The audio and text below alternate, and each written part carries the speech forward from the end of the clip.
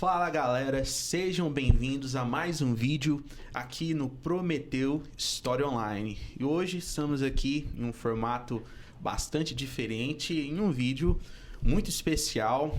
Estou recebendo hoje aqui o meu querido amigo, professor, pesquisador, historiador, Júlio César Meira. Tudo bem, Júlio? Tudo de boa? Tudo bem, Marcelo? É um prazer estar aqui novamente, falar com você e também com o seu público. Muito feliz. Nosso público, Júlio, é um convidado recorrente aqui, está sempre participando, é um cara que eu tenho um grande carinho e admiração.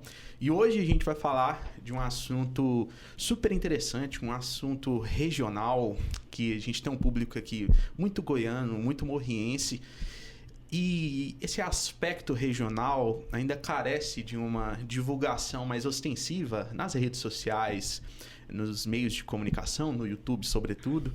E hoje aqui a gente vai trazer um diálogo bastante interessante sobre um período da história de Morrinhos, que foi o governo de Joviano Antônio Fernandes, que vigorou de 1966 a 1970, conhecido aí por ter sido um grande prefeito da história de Morrinhos, com grandes feitos realizados aqui. E a gente vai fazer uma análise desse governo, desse prefeito que passou por Morrinhos.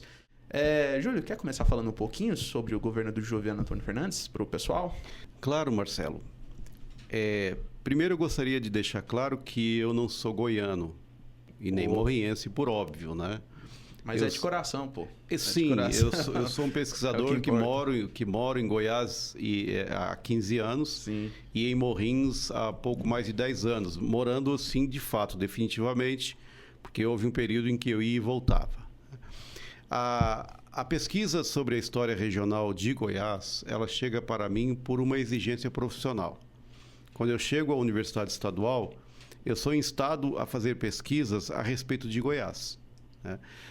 Antes eu fazia pesquisas em outra área, bem diferente dessa, que era a área de movimentos sociais, de organização não governamental, etc. A universidade, ela acaba me obrigando, de certa forma, a me voltar para a experiência dos goianos, haja vista que é uma universidade goiana. Sim. Né? E quando eu me volto para essa pesquisa, para pesquisar Goiás, melhor dizendo, eu achei interessante, inclusive como uma espécie de deferência ao lugar em que eu moro, pesquisar sobre Morrinhos. Eu sempre tive leituras bastante significativas a respeito de progresso, de modernidade, de desenvolvimento, de temas ligados ao urbano, principalmente. Então, morando em Morrinhos, percebendo as características dessa cidade, eu comecei a buscar entender um pouquinho o que era a cidade de Morrinhos. E aí, fazendo como o Flaner de Baudelaire, andando pelas ruas, pelas esquinas, sim, pelas praças, né? Eu fui vendo os nomes das pessoas, das figuras que estão lá. Coronéis, majores, tenentes, prefeito disso, prefeito daquilo, sim, remetendo a períodos históricos da cidade. E certa vez, andando num parque que Morrinhos tem, eu vi que as lajotas no chão tinham as iniciais Joviano Antônio Fernandes, JAF. Andando numa praça? Naquele parque municipal que existe, Jatobá Centenário, eu acho que é o nome. O parque, a gente chama aqui de Parque Ecológico. Parque Ecológico, isso. Então, quem anda por aquelas trilhas vai perceber que as lajotas que tem lá são muito antigas e todas elas trazem uma espécie de monograma, né? Que são as iniciais de alguém.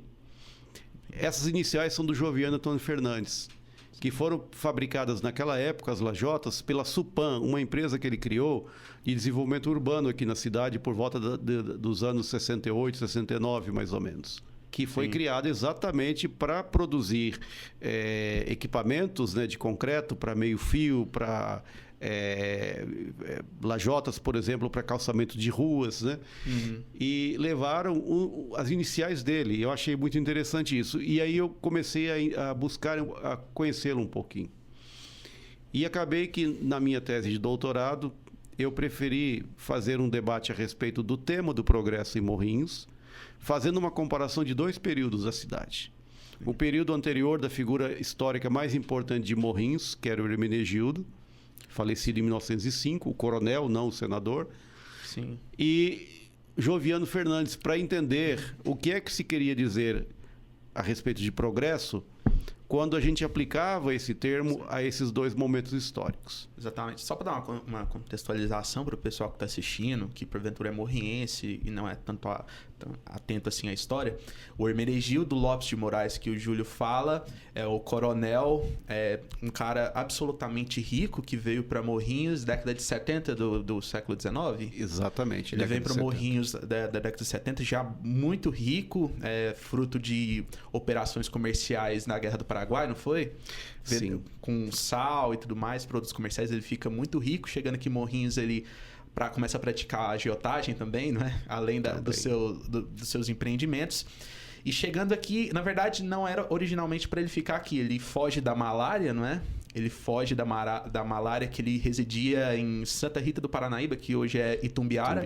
Ele vem para Morrinhos, fica aqui a passagem, mas ele ia para Pouso Alto, Piracanjuba. O nome na época era Bananal, né? Bananal. É Goiatuba, então? Goiatuba. Exatamente. Na verdade, o coronel Hermenegildo, ele era da capital de Goiás, assim como grande parte dos políticos daquela época. E como comerciante, ele acaba ganhando a concessão do Porto de Santa Rita. Sim, né? Ele vai para Santa Rita. Esse porto acaba se tornando a origem da sua fortuna, mas não é a razão toda da fortuna que ele criou, né? Sim. As histórias a respeito dele falam que não apenas a cobrança de impostos na entrada de produtos em Goiás pelo porto, e que ele tinha uma comissão de cada um desses impostos, mas a própria compra e venda de produtos para as tropas durante a Guerra do Paraguai, provavelmente desviados esses produtos, agora é uma ilação minha, óbvio, né? Sim. Mas enfim, ele acabou vendendo e começou o embrião da sua fortuna aí, mas ele era um homem que tinha um tino comercial muito grande, então ele foi banqueiro numa época que não tinha banco. Sim, né? que é a agiotagem. Ele foi comerciante no Rio de Janeiro, na Bolsa Mercantil que existia lá. Ele tinha um escritório, um assento na Bolsa Mercantil. Ele era um grande fazendeiro. Quando ele morre em 1905, vai levar cerca de 16 anos para que o inventário fique pronto. E o inventário dele, que vai ser aberto em 1921, mostra que ele tinha uma quantidade absurda de terras, mais de 60 mil alqueires, de acordo com as projeções mais conservadoras. E dezenas de milhares de cabeças de diversos tipos de gado, né? Sim. Seja o gado bovino, seja o caprino, seja o equino, etc. Então, ele tinha muitas terras, em torno de 27 fazendas.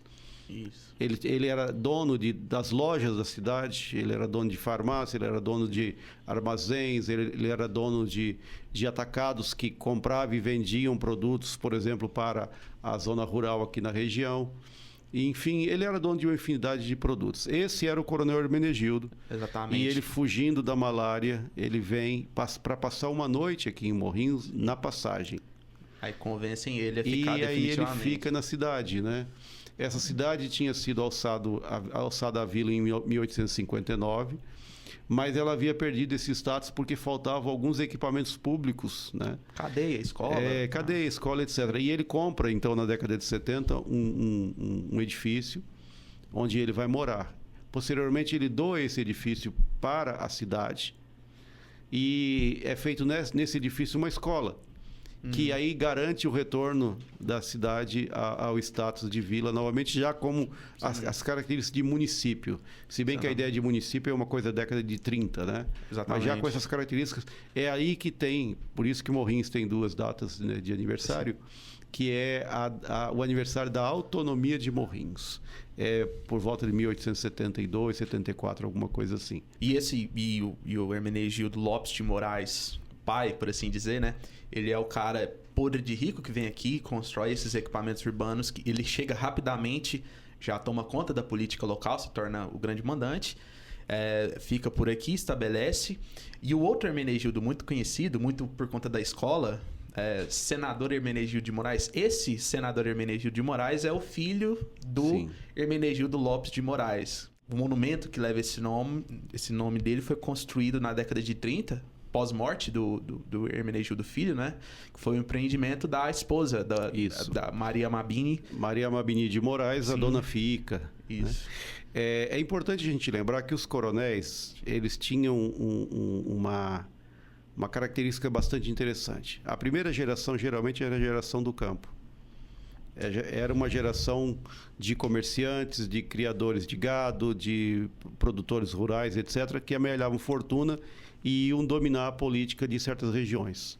A segunda geração, geralmente, era dos bacharéis, porque eles mandavam os filhos a fazerem medicina, direito, enfim. Formavam as filhas como professoras.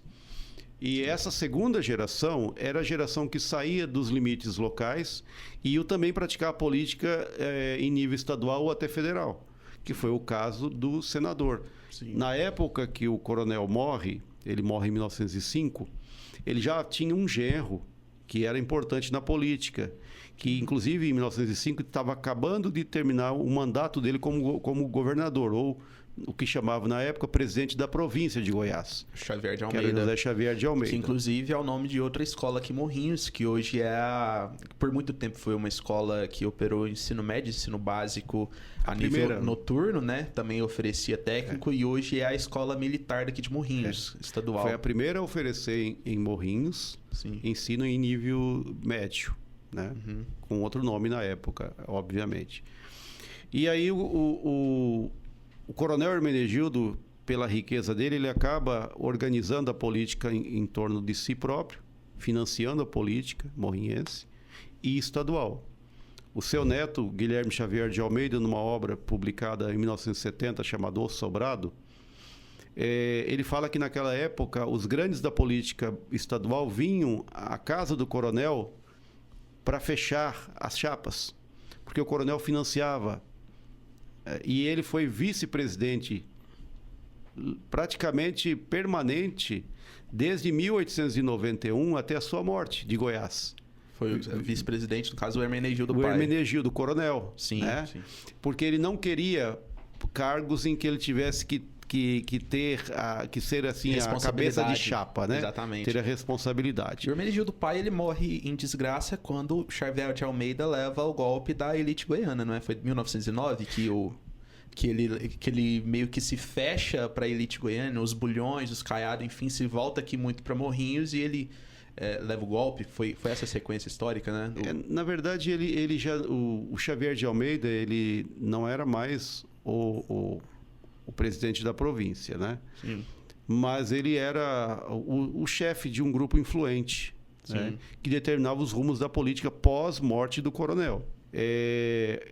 Os bulhões, os jardins e os caiados, que eram inimigos históricos, se unem para derrubar o grupo comandado pelo José Xavier de Almeida. Xavier de Almeida. Que estava concentrado aqui em Morrinhos. 1909, né? Que foi chamado aqui a Revolução, ou que a gente chamaria de golpe, né? Sim. De 1909.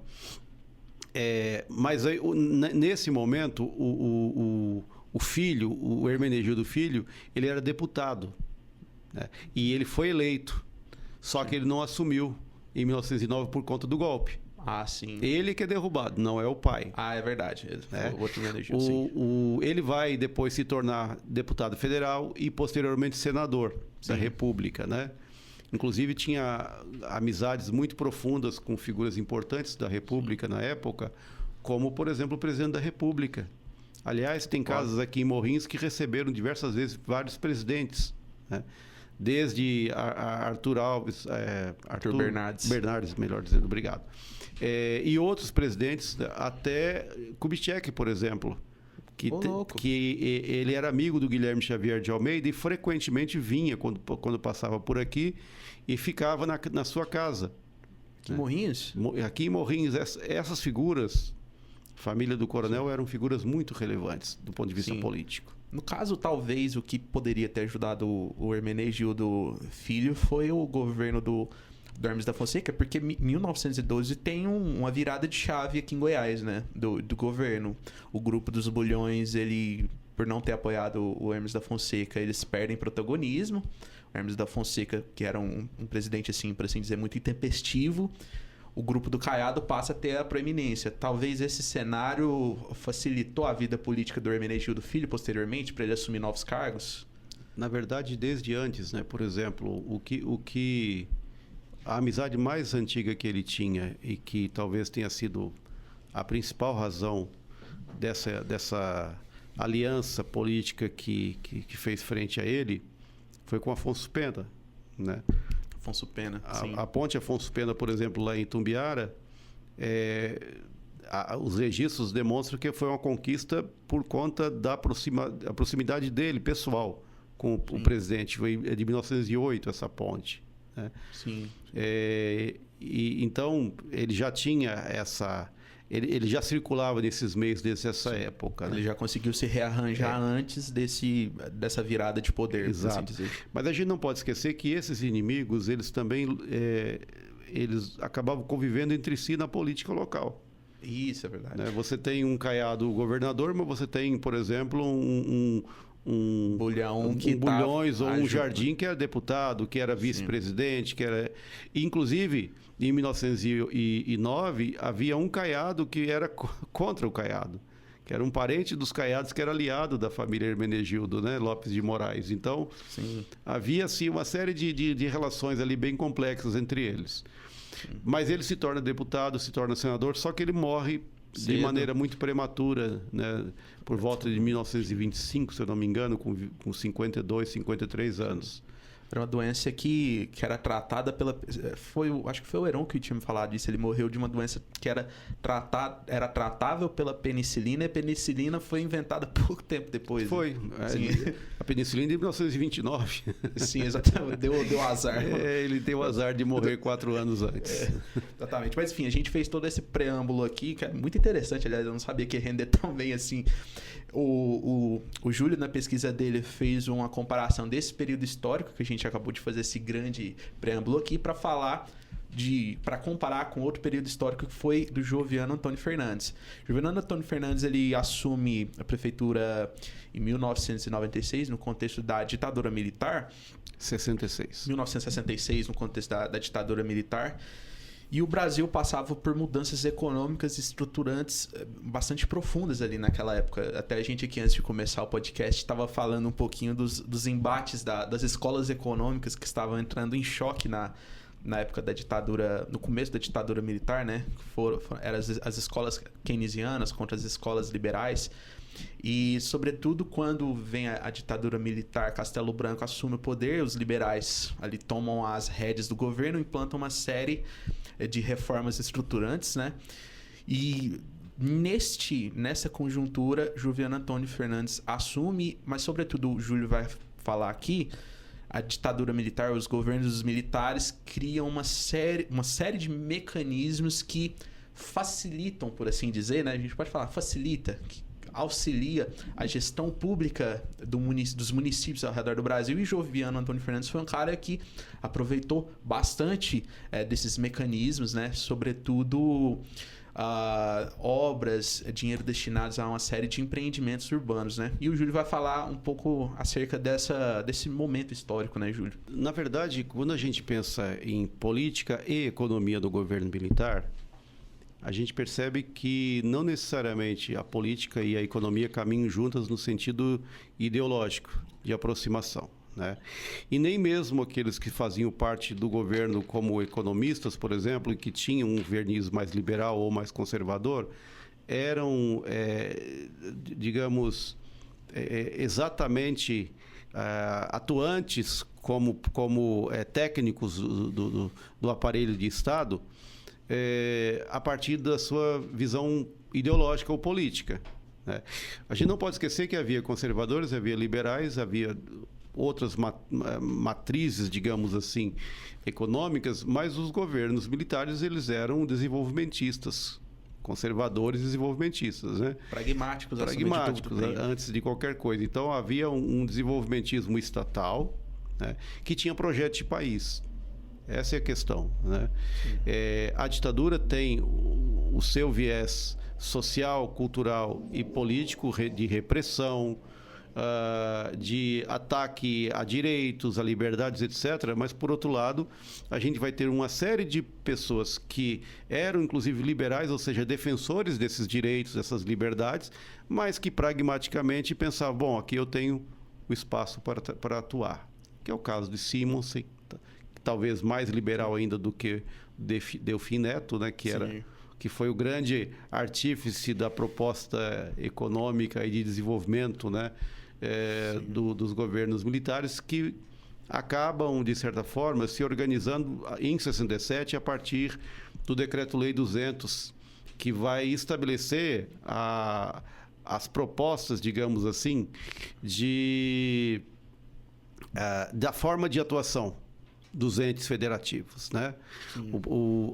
Haviam 4 termos, né, que eu acho bem interessantes no Decreto-Lei, que de certa forma abarcam não apenas aquilo que vai ser feito a partir dali, mas que também já trazem, né, parte da experiência, do know-how já constituído desde 2, 3 anos antes, desde o início da ditadura militar. Esse Decreto-Lei foi feito pelo... Esse Decreto-Lei, ele sai no ano de 67, né? Sim. E ele vai ser mais importante do que a própria Constituição, a primeira do governo militar, para organizar a economia e a relação entre os entes da federação naquele momento, né? Ele é um decreto-lei que é organizado a partir dos auspícios de Simonsen e do Delfim Neto, né? Alguns falam que o Simonsen, ele dá digamos, a textura mais liberal.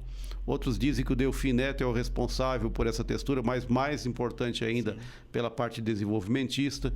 Mas, de certa forma, a ideia que se tinha naquela época é o seguinte: o Estado tem que ser o indutor da economia. Isso a gente está falando 67? 67. 67, último ano do governo Castelo Branco. Isso. Porque, nesse caso, a grande figura econômica durante todo o mandato do Castelo Branco foi o Roberto Campos, liberal. Uhum. Liberal que, no caso, justamente o que a gente estava falando antes do que podcast. Perde no embate entre esses outros grupos, né? Exatamente, só para contextualizar para o pessoal, o embate das escolas, né? O Brasil já vinha dos governos de João Goulart, Juscelino Kubitschek, que, sobretudo, essa herança varguista muito forte do Estado indutor da economia, com uma expansão de gastos muito ostensiva, que o Brasil chega ali na porta da ditadura militar em uma crise muito profunda.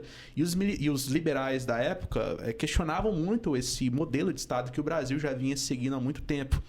E alguns nomes são muito importantes dentro desse debate, que é, no caso dos liberais, o Roberto Campos, o Simonsen, o Delfim, o Otávio Bulhões, enfim, esse pessoal, tem vários outros. E do lado dos desenvolvimentistas, além de todos os intelectuais de esquerda varguistas, tinha também o Celso Furtado, a Maria Conceição Tavares, que queriam essa insistência nesse modelo. Quando o Castelo Branco assume o governo, o Roberto Campos é o cara que assume ali as rédeas, instala no Brasil um sistema brutal de austeridade fiscal, que, apesar de ter os resultados...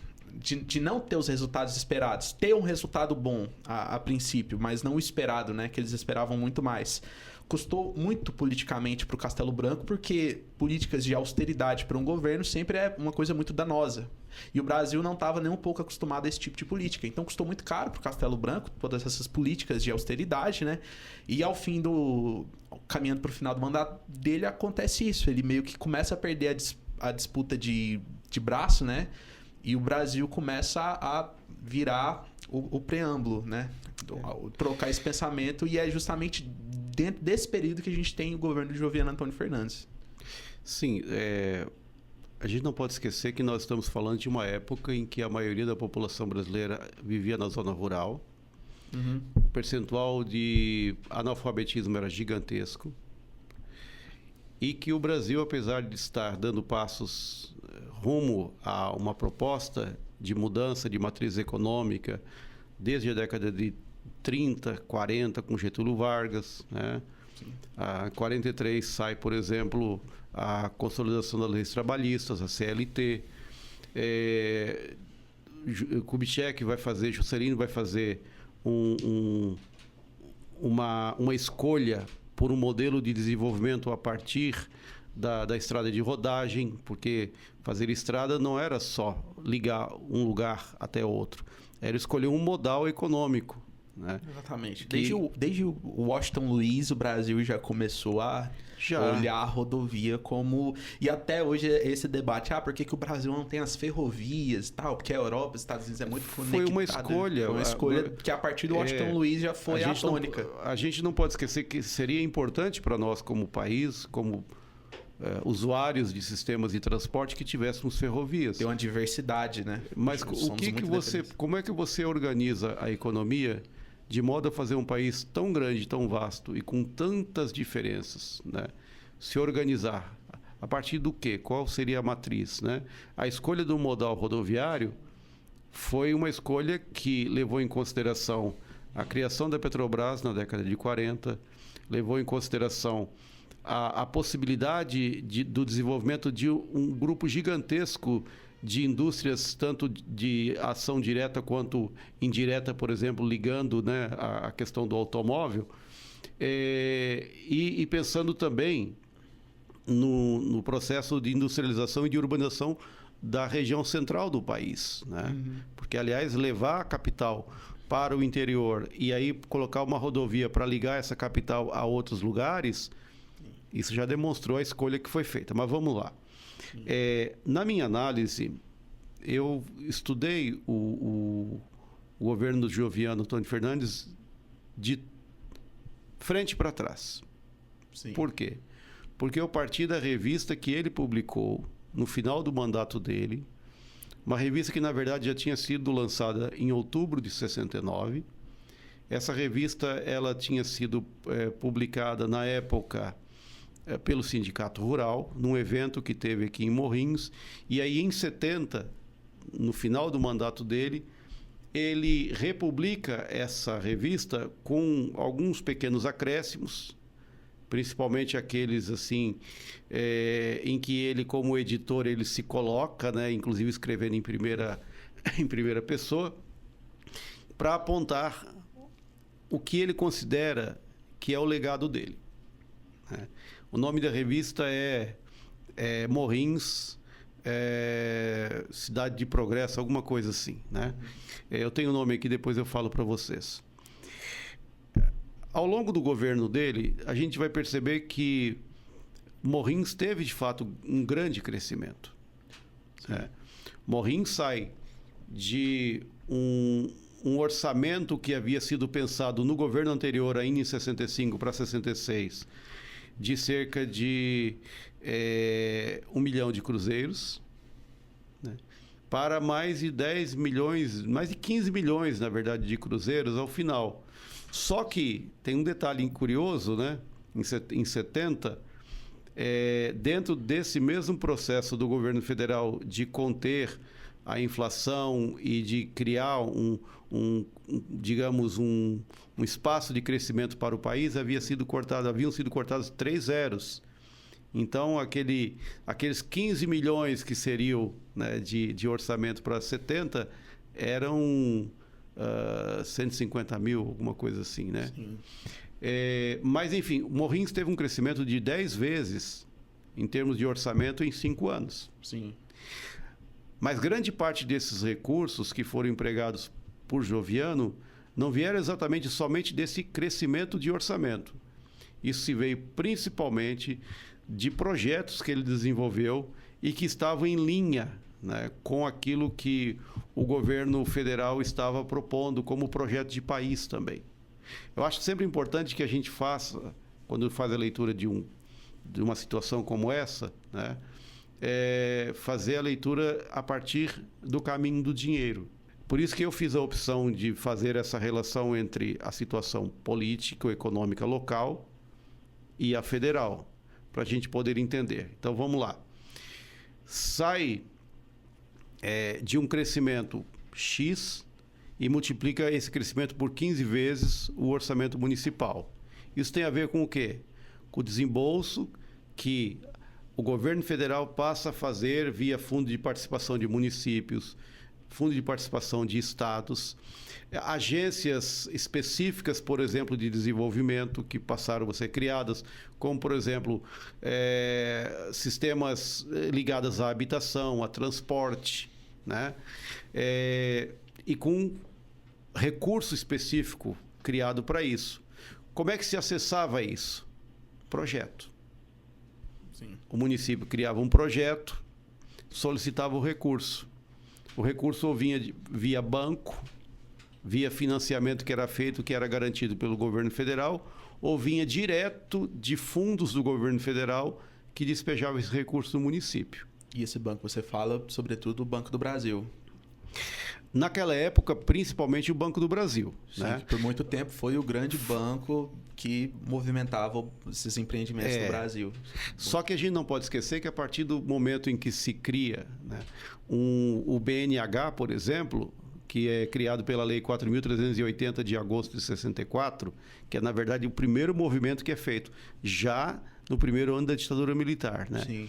O BNH ele passa a encontrar a ancoragem dele na Caixa Econômica Federal, Sim. que na época era uma caixa de poupança apenas, né? Nada mais. Hoje Nada mais. Um banco gigantesco que faz quase tudo. Um dos maiores do mundo, né? Sim, exatamente. Então, a primeira coisa que a gente pode perceber é isso, ou seja, a Lei 4.380 de 64 cria o BNH, mas cria também o chamado Serviço Federal de Habitação, que é o Serfal. Né? O que o Serfal faz? Organiza, junto com os entes estaduais e municipais, os projetos que eles querem para a habitação. O que o BNH faz? Vai financiar.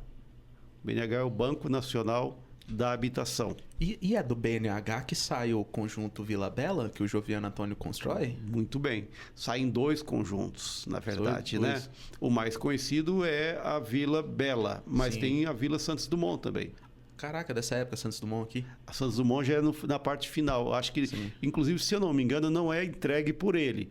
A Vila Bela, sim, é entregue em 68. É o Domingos que entrega, o sucessor dele. É o Domingos Villefort, né? O que vem posteriormente. Mas a Vila Santos Dumont e a Vila Bela são Sim. projetos do Joviano.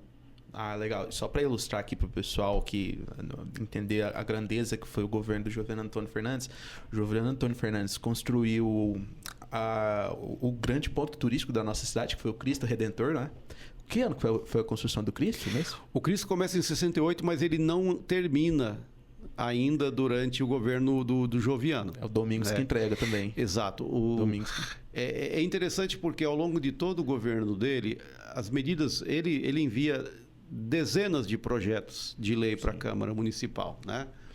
Para tratar desde saneamento básico até distribuição de água, de energia, calçamento de ruas, asfaltamento, criação de empresas. Por exemplo, o primeiro grande projeto dele de 66 foi o pedido de financiamento. Na verdade, financiamento a gente chama hoje, mas era endividamento mesmo. A possibilidade de um município se endividar para construir um parque rodoviário. Sim. Por que ele quer esse parque rodoviário? Ele vai dizer o seguinte, olha, nós precisamos, dentro daquilo que o município merece, o crescimento que o município tem apresentado, precisamos ter um parque de máquinas e equipamentos para construção de ruas, para produção de asfalto, produção de paralelepípedos, etc, etc, né? Tem fotos da época que depois mostram, né, que dezenas de máquinas desfilando pelas ruas, principalmente Sim. pela Couto de Magalhães, né? Que é a Sinap, né? Hoje, é a Sinap de hoje, que foi a construção dele também. Era Supan. Supan. O nome era Supan, né? Há uma foto dele, por exemplo, no alto da Rua Pará, quando ele começa a retirar os calçamentos do prefeito anterior, da década de 50 ainda, para começar a fazer o asfaltamento. É a primeira vez que a cidade começa a ver asfalto, por exemplo. Um asfalto do petróleo mesmo, que é o Isso. asfalto moderno. Na época era tudo ladrilhas. Exato. Então isso estava tudo em linha com esses projetos que eram feitos por ele e que eram submetidos a editais do governo federal para serem financiados. Dentro da perspectiva do Decreto-Lei 200, né, que estabelecia que o planejamento, a coordenação seria o do governo federal, assim como o financiamento. Mas havia uma descentralização e uma delegação de competência para estabelecimento de prioridade e para a realização da obra, para os entes federados, seja Estado, seja município. Não, legal.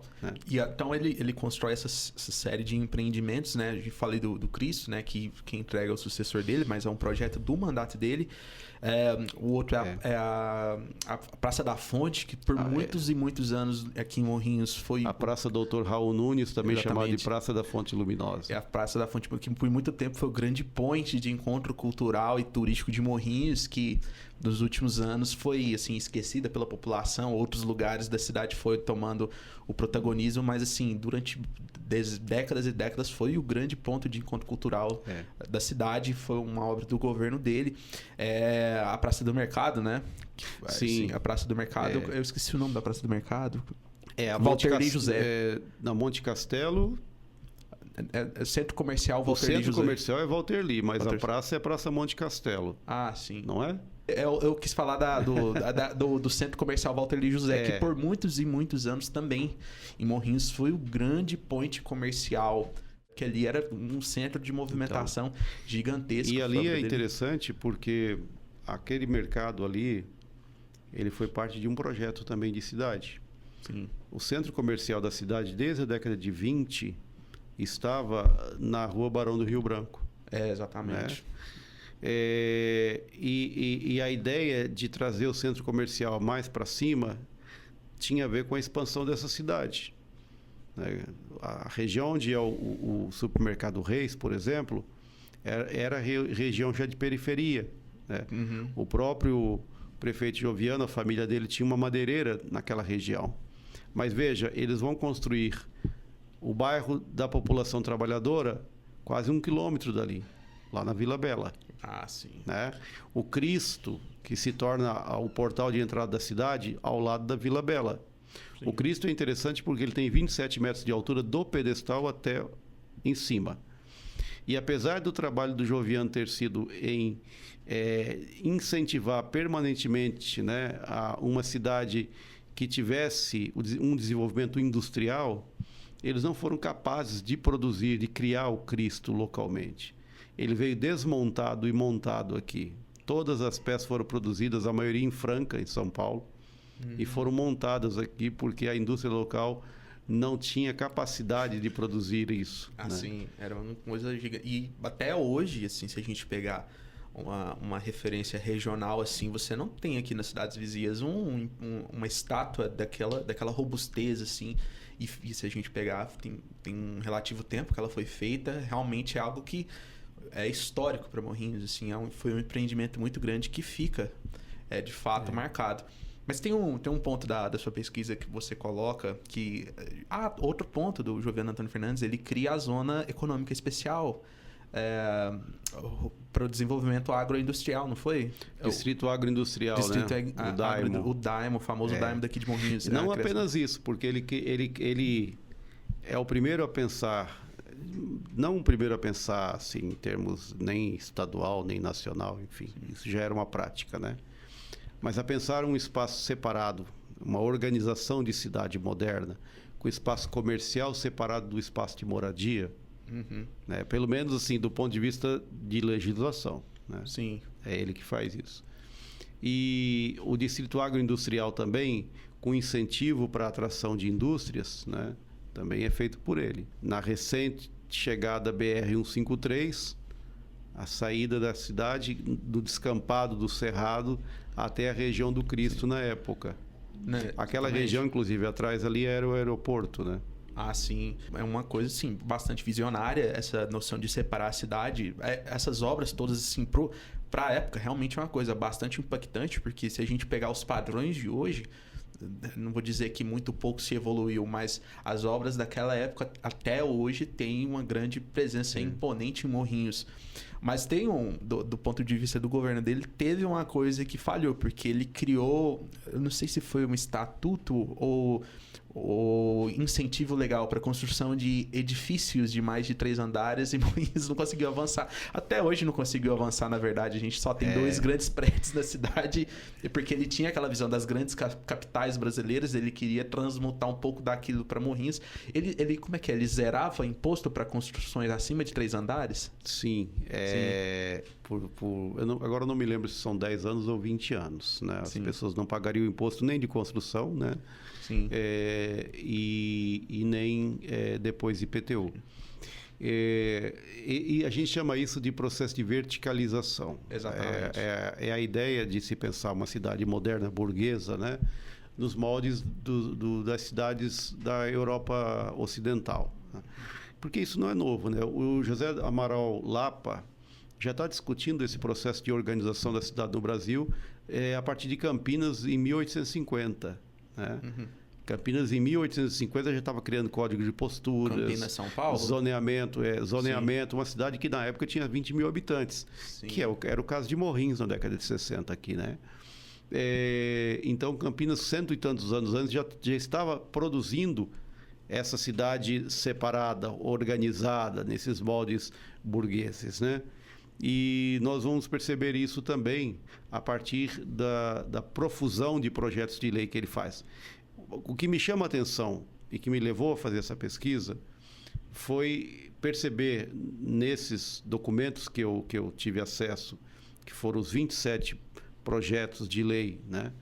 E mais 2 mensagens do Executivo, uma em 66 e a outra de 69, que frequentemente a justificativa deles sempre era essa, ou seja, precisamos desenvolver o setor de habitação, precisamos de mais escolas, precisamos de pontes em nome do desenvolvimento, do progresso.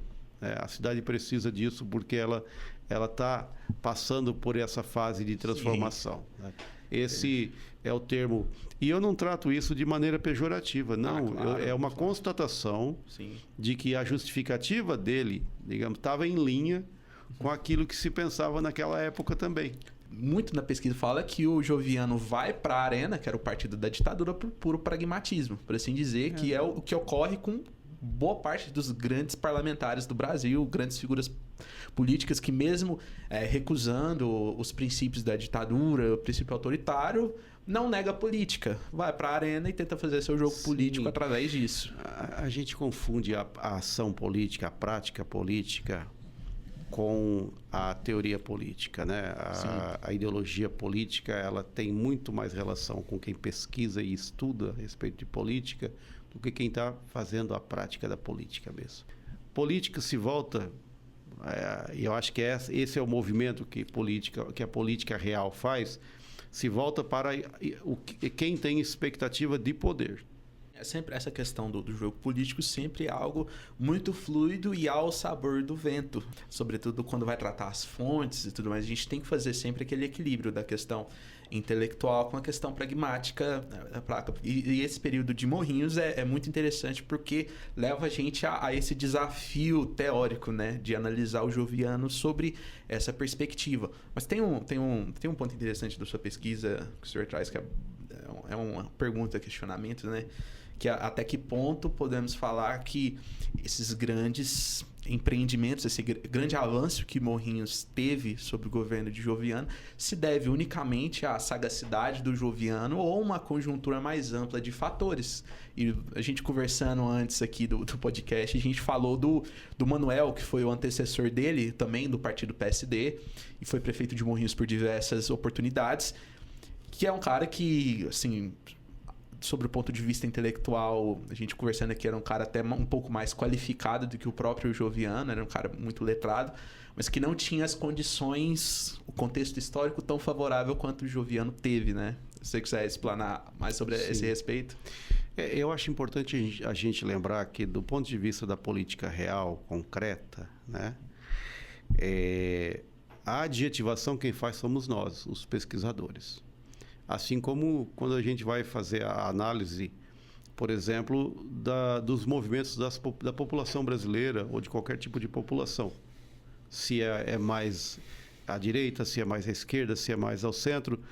Essas são definições, categorias, digamos assim, que a maioria das pessoas não tem como a base para pensar o seu dia a dia, né? Sim. Eles votam de acordo com interesses que são paroquiais, que são muitas vezes assim familiares, religiosos, etc. Quer dizer, são outros outras questões, e por isso que não há contradição nos movimentos deles, há contradição na nossa análise a respeito deles.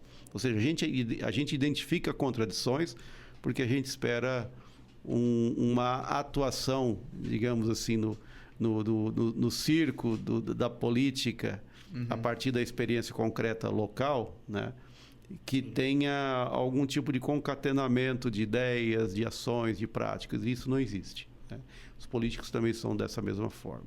Eu tendo a defender a tese, e na minha tese de doutorado, inclusive, eu falei a respeito disso, que Joviano é fruto do seu tempo e fruto dos olhares que se tinham a respeito da sociedade daquela época e de projeto de país que a ditadura civil-militar de 64 a 85 vai pensar para o país. Os projetos que eles tinham eram um projeto de trazer o país para uma sociedade urbana, industrializada, com uma matriz econômica, energética, etc., né, desenvolvida.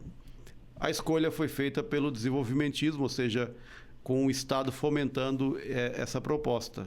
E a gente poderia argumentar as influências de intelectuais de direita, de esquerda, etc. nisso. A gente não falou da CEPAL, por exemplo, que vai ser uma instância depois de análise de debate em nível de América Latina, que também vai fazer esse debate posteriormente, né? Mas o Joviano, ele tem um mérito. Ele realmente tem uma série de ações que estão cristalizadas na experiência histórica de Morrinhos. A gente encontra em todos os lugares. Ele construiu ou reformou mais de 60 escolas, num período de 4 anos. 60 escolas, cara. Mais de 60 escolas. Muita coisa. Ele construiu ou reformou dezenas de praças, criou novas praças. Ele tinha um projeto de embelezamento, que é a partir de um projeto de lei que ele encaminha em 67 para a Câmara Municipal, dizendo que uma cidade organizada, uma cidade que se pretende moderna, tem que ofertar para a sua população espaços públicos, né, de recreação, etc. Isso é a cara dos burocratas brasileiros da Segunda República brasileira. Então ele cria praças, ele tem um projeto muito interessante de captação de esgoto, não de tratamento ainda, mas de captação de esgoto, de distribuição de água encanada, de energia elétrica. No período dele, por exemplo, que há uma escolha pelo convênio com a Saneago, né? No período dele, por exemplo, que a usina elétrica que produzia energia para a cidade se torna uma usina pública, não mais privada, porque era da família, de uma família privada desde a década de 30, desde sua construção. Qual, né? usina era essa? Do Silvio de Mello. Silvio de Mello, médico? Do médico, Ah, que legal. Onde que era essa usina? Era na fazenda dele, né? E aí, nesse período do Joviano, é criado a usina lá na divisa com Minas Gerais. Tem uma cidade lá, inclusive, com o nome da usina, mas eu não lembro agora qual é. E aí, se torna uma usina pública, ou seja, uma empresa pública que vai se ligar a esse complexo lá, dessa usina que havia sido construída. Enfim, então ele tem uma série de iniciativas. Eu considero que ele, de fato, tem os seus méritos, porque ele poderia ter sido, assim como milhares de outros prefeitos durante o período em que ele governou Morrinhos, que passaram e que tiveram as mesmas oportunidades no sentido de estabelecer prioridades, de criar projetos, de fazer os convênios necessários. Ele fez isso. Então, do meu ponto de vista, os bilhões que foram criados nesse período, seja de financiamento externo, seja financiamento de fonte interna no Brasil, foram distribuídos. Distribuídos de que forma? através de projetos que foram criados. Joviano fez isso. Então, ele fez parcerias, ele fez convênios, ele fez projetos, ele se aliou profundamente ao governador da época. A partir do governador, ele conseguiu recurso também que vinha para o Estado. A partir de convênios diretos, ele fez convênios com o BNH, com a Serfal, com outras agências do Estado. Ou seja, ele esteve em profunda comunhão, digamos, do ponto de vista econômico, né, com os projetos de desenvolvimento do governo federal daquele período. Nos setores de habitação, no setor de transporte rodoviário, no setor industrial, ou seja, ele fez a parte dele. Exatamente. Sobretudo em um desses, no artigo que o senhor escreveu, o senhor tinha analisado duas dezenas de encaminhamentos que ele fez para a Câmara, e foi, além de projetos de lei, duas mensagens, né? E a primeira mensagem foi no começo do mandato dele, né? Foi. É algo muito interessante de se salientar nessa mensagem, que é ele se gaba, entre aspas, de ter a impessoalidade e a tecnicidade como marca da sua gestão. Mas vale lembrar que a gente está no Goiás da década de 60, que é marcada pelo oposto disso. Então, e sobretudo você tinha comentado a respeito dessa visão do embelezamento das cidades.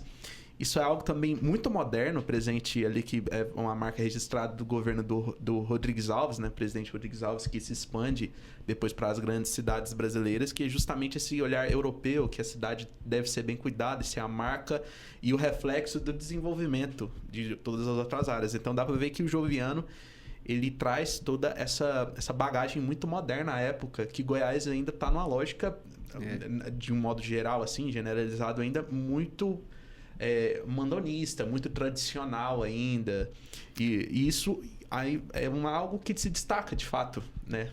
Podemos dizer. Só que a gente tem uma questão curiosa. A primeira mensagem tem um tom sóbrio, de uma certa racionalidade burocrática, né? Fala de descentralização, fala de acordos e apoios com diversos entes políticos. A última mensagem é toda em primeira pessoa. É toda personalista. Depois que ele já fez tudo, né? Ele tem que deixar o marketing. Então, por exemplo, há uma frase que eu tirei dessa segunda mensagem, que ele fala o seguinte, olha, que Morrinhos tinha uma vocação, abre aspas, porque é dever prosseguir na luta e procurar sempre cativar mais um para a formação do grande exército que marchará em direção ao grande destino de Morrinhos, do qual eu sou um dos pioneiros. Caraca, isso é coisa genial. Então, a segunda mensagem já tem um tom diferente, sim, mas já é uma mensagem de balanço, né? Exatamente. É uma mensagem de balanço. Assim, uma curiosidade que eu tenho, assim, eu estudei mais até ele... justamente esses dois momentos que o senhor... E é justamente os momentos que você tem pesquisa mais robusta aqui da história de Morrinhos. Até dica aí para o pessoal da UEG. Vamos fazer muito trabalho sobre a história de Morrinhos. Tem muita coisa para ser pesquisada. E desse período que termina o mandato do Joviano, ele faz o sucessor dele, que é o Domingos, né? Da Arena também. E como que fica o legado do Joviano, assim? Ele se consagra como um player político de Morrinhos posteriormente, porque depois dele tem o Domingos e depois tem o Helenês Cândido, né? E a família Cândido se consolida aqui em Morrinhos já como muito tradicionais e vão ficar na política aí até os dias de hoje, basicamente. Mas como que fica o Joviano posteriormente a esse mandato dele tão prestigiado? Volta ao comércio. E depois ele acaba morrendo cedo, né? Ele tem uma morte prematura, eu acho que poucos anos depois. E ele não é alguém que chegou na política e fez da política meio de vida permanente.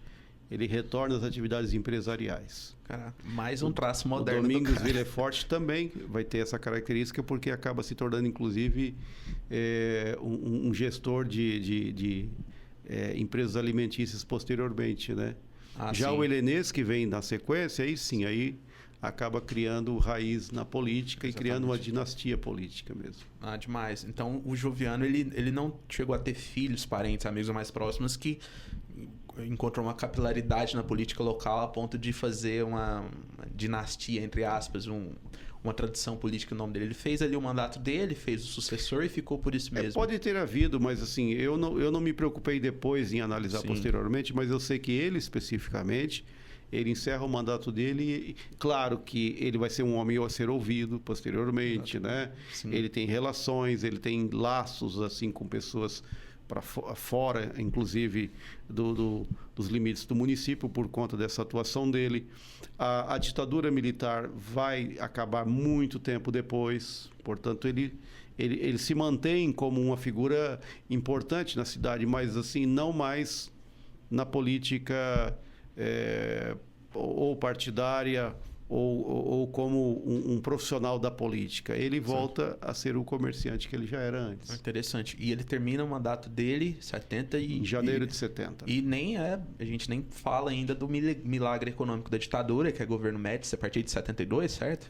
Que onde de fato a Arena se torna algo quase que inquestionável assim na política brasileira em relação a relações e atuação, né?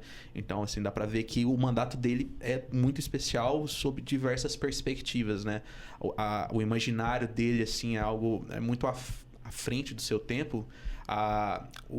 Todo o desenvolvimento político dele, né? Os empreendimentos, o projeto, é algo muito singular. A época marca a história de Morrinhos de fato. E a própria personalidade posterior a ele tem uma atuação que volta ao comércio, que é, para alguém que fez um mandato tão icônico nesses moldes, é muito pouco comum só retornar ao comércio, né? É algo a gente também não pode esquecer que a gente está fazendo uma análise a posteriori, né? Sim. Na comparação com a experiência histórica anterior e posterior de Morrinhos, a gente é capaz hoje de fazer essa avaliação do governo dele, os resultados que isso teve, as relações que ele estabeleceu.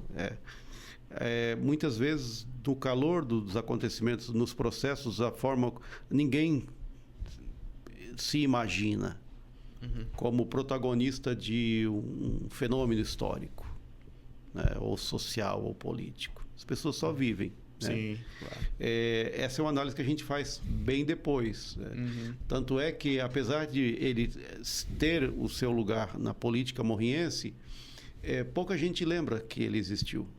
De fato, pouca gente lembra. É muito comum. Na verdade, sendo bem sincero, pouca gente que em Morrinhos ainda se importa, mesmo a galera da área da história que se preocupa com os grandes temas assim, mundiais, Segunda Guerra Mundial, história contemporânea e tal. A história regional ela ainda precisa criar uma cultura mais consistente, e eu adoro história regional demais. Sem dúvida. Precisa ter isso. E mesmo a galera dessa história regional pega muito ali o Hermenegildo, o Silvio de Mello, que década de 50, o Silvio de Mello se torna o médico protagonista 40 e 50, né? Na verdade, desde a década de 30, né? Desde 30. Ele é uma figura periférica no Grupo do Sul, que é o grupo do Hermenegildo. Sim.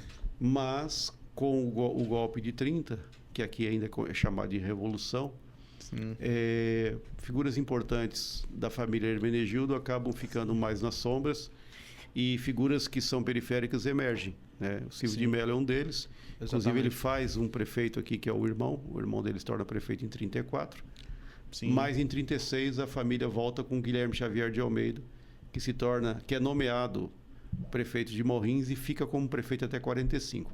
Sim. É o maior mandato da história. O maior mandato que se tem na história de Morrinhos foi a do Guilherme Xavier de Almeida. Exatamente, que já é de uma família clássica, que a galera lembra muito, Xavier de Almeida. E o Joviano, ele realmente fica ali em uma espécie de pouca gente lembra. Aí, posterior, o outro grande nome é o Helenês Cândido, que se torna governador do estado, e a família dele até hoje tem uma tradição política na cidade. Sim. E Naftali, né? Foi governador de Morrinhos, foi governador, deputado constituinte. Se não me engano, ele ainda é vivo, né? Eu não tenho certeza. Mas o Helenês foi governador, foi presidente da Assembleia. Sim. E, se eu não me engano, foi do Tribunal de Contas também, além de ter sido prefeito da cidade. Enfim, exatamente. Foi uma dinastia. E o Joviano, desses todos, com certeza, ele foi um dos caras, assim, um mandato, um dos mais notáveis, assim, pouca pesquisa, né? Mas espero que esse vídeo instigue pessoas a pesquisar, enfim, a ir atrás dessa história bastante interessante. Então é isso, pessoal. Gostaria de agradecer a você que ficou até até aqui. Sigam todas as redes sociais do Prometeu História Online, Instagram, Facebook, TikTok. Tem novidade quase todo dia. E agradecer muito ao Júlio, que é um dos grandes pesquisadores da história de Morrinhos. Está sempre aqui no nosso canal, um grande parceiro. E quer dar um recado aí para a galera, Júlio? Eu quero agradecer a você a oportunidade de estar aqui novamente. Essa mídia é uma mídia bastante interessante para a difusão do conhecimento e principalmente, né, do conhecimento histórico regional e local. Eu acho isso fundamental. Eu tenho desenvolvido na minha pesquisa agora algo que caminha como um desdobramento dessa pesquisa que foi feita, né? Eu estou investigando agora na legislação de Morrinhos, a partir de Joviano para cá, o que foi produzido a respeito de verticalização. Que até agora não se concretizou de fato. Exatamente. Mas existiram vários movimentos, inclusive 2 dos projetos de lei do Joviano foram nesse sentido, né? Na tentativa de atrair projetos de construção de edifícios para além dos sobrados antigos, né? Então, esse é o caminho que eu tenho percorrido agora e eu pretendo, pelo menos nos próximos anos, me envolver nesse tipo de pesquisa. Então é isso aí, galera. Se inscrevam aqui no canal do Prometeu História Online e para finalizar com chave de ouro, recomendo a todos o livro Reformulação Urbana no Brasil do século XX, do Júlio César Meira, aqui, que é um baita de um livro. Recomendo a todos, que você encontra na Amazon e também no site da editora, né? Da editora CRV. Editora CRV. E é isso. Nos encontramos na próxima e valeu!